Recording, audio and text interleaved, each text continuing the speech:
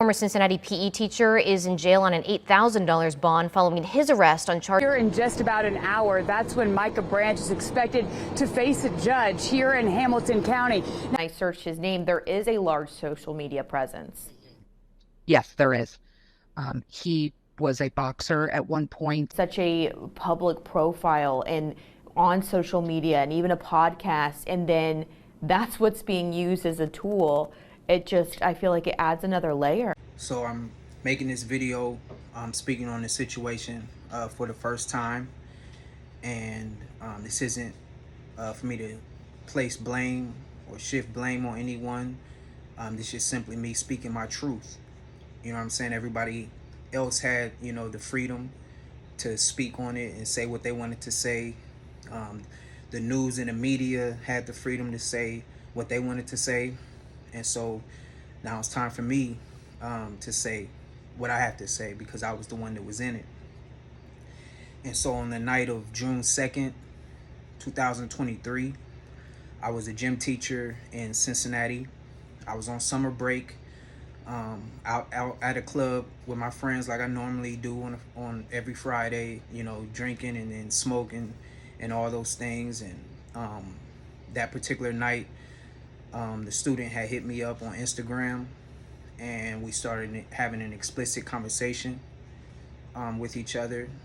And during the course of that conversation, she asked for a particular picture, and that's when I stupidly sent the picture. I instantly regretted it that night that it happened, because I know that's not my MO. I know that's just not me. That's not what I do. And I regretted it, but the messages were already sent, and she had sent the messages to her friends that same night, who were my other students at the time, and they had hit me up on Instagram, basically with a screenshot of the explicit messages, demanding money, basically trying to extort me, and telling me that they wanted a particular amount of money or they were going to tell. So I was arrested a month later, and I bonded out of jail and was out on bond for about a year, in which that time the police have had my iPhone for a year while I was out on bond, I guess, to see if there was any other messages or how long it's been going on. But it was only that one night of texting through my recklessness, and there was never any physical contact with the student.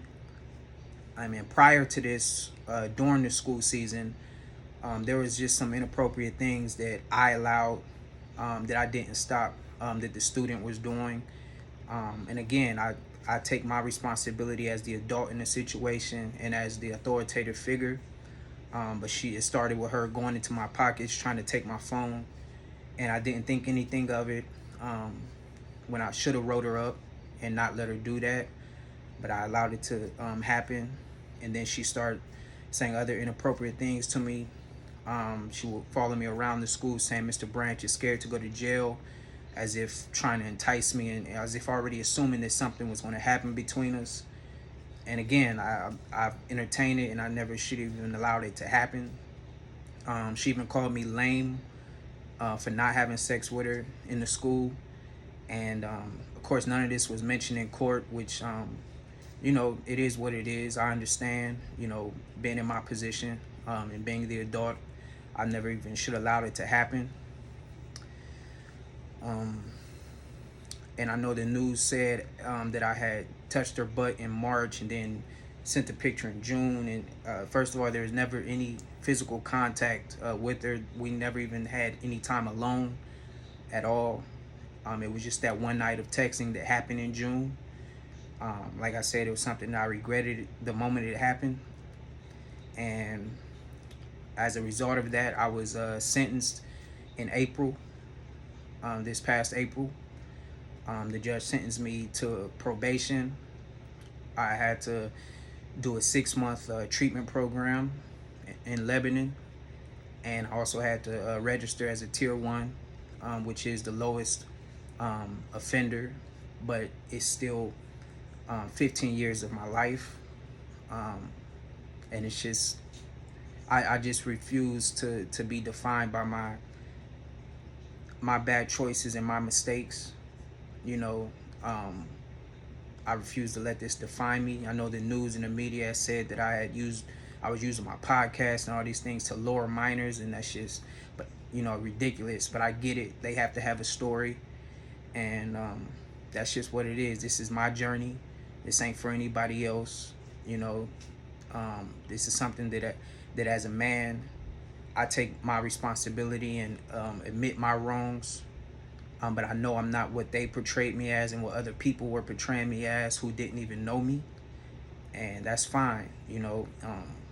This is my life. And again, I'm moving forward and not allowing my decisions and my mistakes to define me. And I'm going to grow from this.